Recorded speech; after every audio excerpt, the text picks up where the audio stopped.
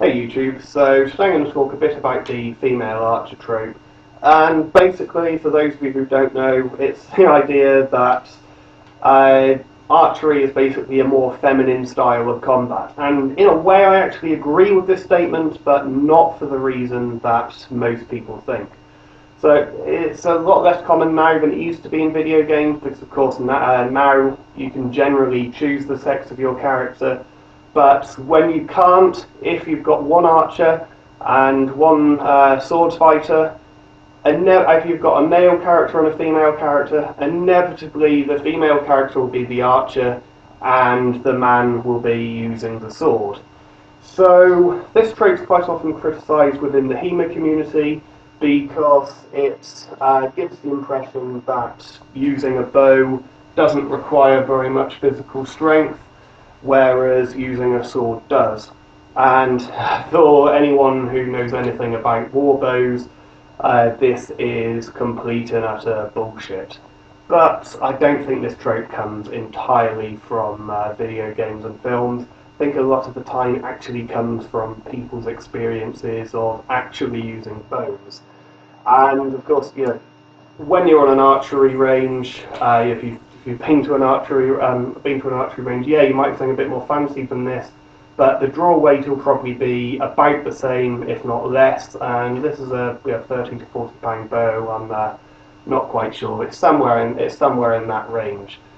And when you're on the archery range, you have it drilled into you that these things are not toys. They're in fact completely deadly weapons. So you have to obey the safety laws at all times, and that is, of course, entirely true. These are going to be very, very dangerous if you misuse them. However, when it comes to historical combat, this absolutely would have been considered a toy. Yes, it would do a lot of damage at close range to somebody just wearing normal clothes. Yeah, if you hit them in the throat or the eye, you could probably kill them. Hell, it could even probably kill small game.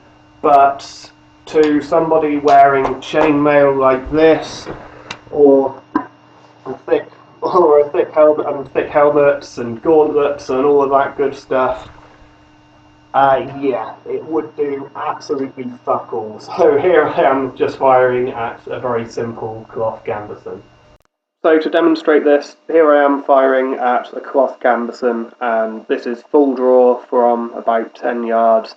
And as you can see, it really is doing absolutely nothing to the gambeson.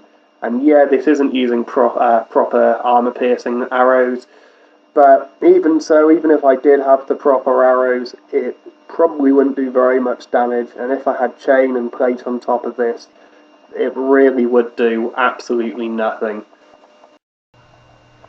And of course, yes, you wouldn't have used the same arrow, but I think the point still stands that one of those bows would do absolutely fuck all to anybody with any level of armor. It would do absolutely fuck all to some 3-ton monster that you see in video games.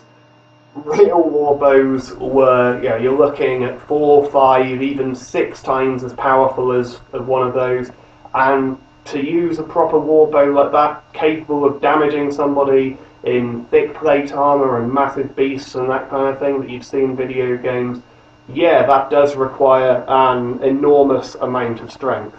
So, in short, people tend to massively underestimate how much strength is needed to use a bow in combat. On the other hand, when it comes to swords, and this is about 2/3 weight synthetic sword, but there certainly were historical swords which were this light or even lighter.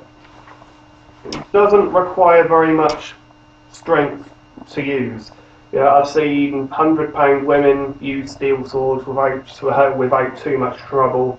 It doesn't require a huge amount of strength to use. Of course, more strength is always good, especially when you need to grapple or if you're wearing heavy armor which is weighing you down. More strength is definitely good, but it's not an absolute necessity in the same way it is when it comes to using bows. So yeah, physical strength wise, using a warbow requires a huge amount of strength. Using a sword Not necessarily.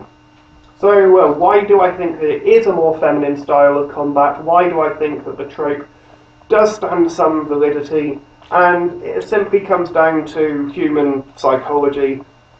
No matter how competent a woman is, no matter how skilled she is, compared with her male counterparts, we simply don't like seeing women get hurt.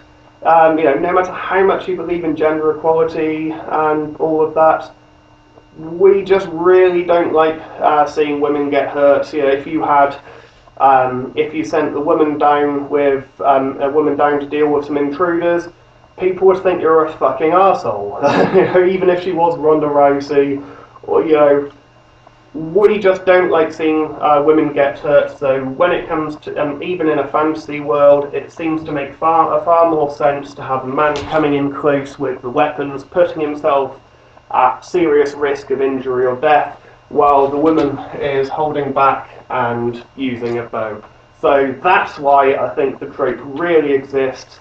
And finally, it gives the developers and the filmmakers an excuse to have women in running around in skimpier clothing.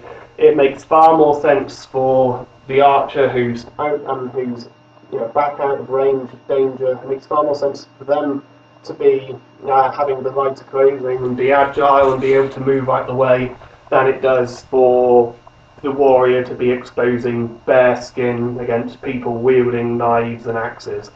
So that's my thoughts. If you disagree or if you have anything to add, please feel free to leave it in the comment section. Thanks for watching, comment, rate, subscribe, and I'll see you soon. Bye.